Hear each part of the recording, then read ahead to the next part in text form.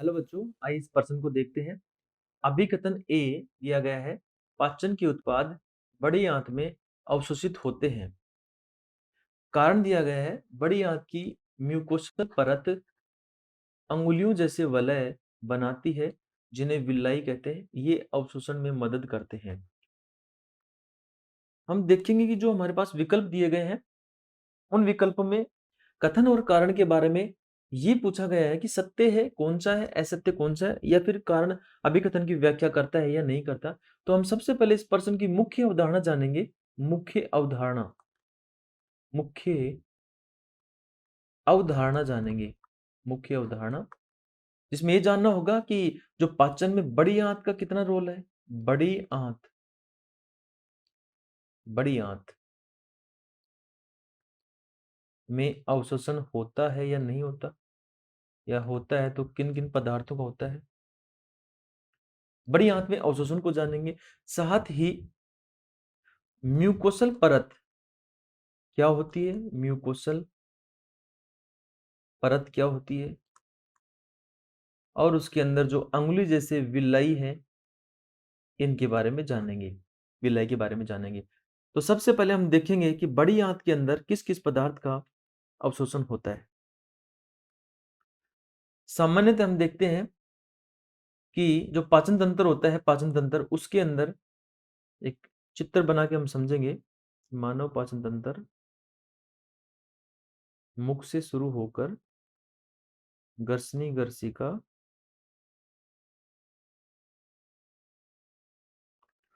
के बाद ग्रहणी और छोटी आंत शुरू हो जाती है। ग्रहणी था, छोटी आंत शुरू हो जाती है। छोटी आंत के बाद बड़ी आंत आती है। छोटी आंत के बाद में बड़ी आंत शुरू होती है। हम इस चित्र से ये जानेंगे, छोटी आंत के बाद में आती है बड़ी आंत।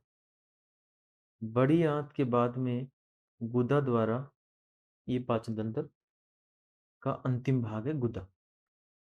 अब हम ये जानेंगे कि मुख से लेकर, यानी कि पाचन कहाँ होता है और अवशोषण कहाँ होता है। थोड़ा सा ये जानकारी हमें होनी चाहिए, पाचन और पाचन तथा अवशोषण के बारे में। मुख के अंदर लार होती है। लार, लार में एमाइलेज एंजाइम होता है। एमाइलेज एंजाइम, जो एमाइलेज एंजाइम स्टार्च का पाचन करता है। जो स्टार्च का पाचन करता है। किसका पाचन करता है? स्टार्च का पाचन करता है। स्टार्च का पाचन करता है। पाचन यही शुरू हो गया। उसके बाद में गर्सिका, गर्सिका के बाद में, सॉरी, गर्सनी, गर्सनी के बाद में गर्सिका, यानी कि जस्ट गर्सनी के नीचे गर्सिका। गर्सिका के बाद में आमाशय। आमाशय में HCl अम्ल, और उसके बाद में बहुत सारे एंजाइम होते हैं जो प्रोटीन का पाचन करते हैं। सीधा भोजन छोटी आंत में जाता है। आमाशय के बाद में भोजन जाता है छोटी आंत में। छोटी आंत, पाचन आमाशय के जस्ट बाद ग्रहणी तक खत्म हो जाता है। ग्रहणी में सर्वाधिक पाचन होता है। ग्रहणी में पाचन के बाद में छोटे छोटे भोजन के जो तत्व बनते हैं, उनको अवशोषण किया जाता है। कौन कौन से भाग भोजन के उत्पाद अवशोषित होते हैं, उनके बारे में जानता हूँ। छोटी आंत में सर्वाधिक अवशोषण होता है। सर्वाधिक अवशोषण, सर्वाधिक अवशोषण होता है छोटी आंत में, जिसमें ग्लूकोज, ग्लूकोज, एमिनो अम्ल, एमिनो अम्ल, वसा अम्ल, वसा अम्ल, न्यूक्लियोसाइड, न्यूक्लियोसाइड आदि भोजन उत्पाद अवशोषित होते हैं। सर्वाधिक अवशोषण छोटी आंत में होता है। सर्वाधिक अवशोषण छोटी आंत में होता है। बड़ी आंत में केवल, बड़ी आंत में भोजन जाता है मल बन के। मल, इस मल के अंदर जल और कुछ इलेक्ट्रोड्स या इलेक्ट्रोनाइट्स अवशोषित होते हैं।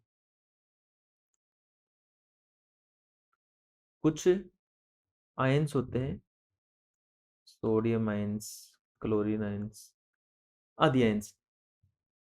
ये जल और कुछ आयंस का अवशोषण होता है बड़ी आंत में। लेकिन जो कथन दिया गया है कि पाचन के उत्पाद बड़ी आंत में अवशोषित होते हैं, पाचन के उत्पाद, ये बिल्कुल गलत बात है।